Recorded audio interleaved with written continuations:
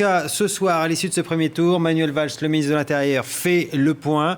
Au nom donc du ministère de l'Intérieur, la droite est à 46,5%, la gauche à 37,7%. Et au global, évidemment, parce qu'il y a 36 000 communes en France, il n'y a pas que les quelques villes dont on a parlé. L'extrême droite est à 4,6%. Voilà qui replace peut-être aussi la carte globale électorale française. Il faut expliquer qu'il n'y avait que 500 listes, je crois, à peu près. 597. Voilà, bon. On a pris la leçon. Très bien, très bien.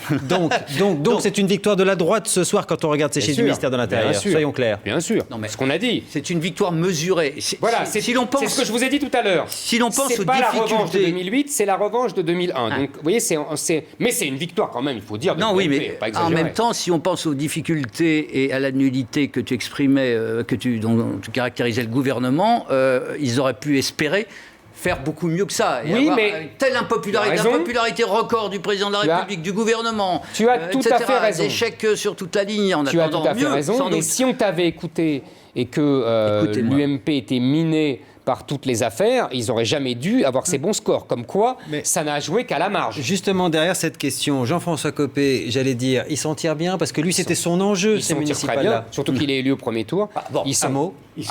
Attendons le second tour. Je te rappelle quand même qu'il a d'abord dit qu'il y aurait une vague bleue et il a parlé de plus 100 villes qui devaient basculer. Puis après, il a réduit ses ambitions à 50.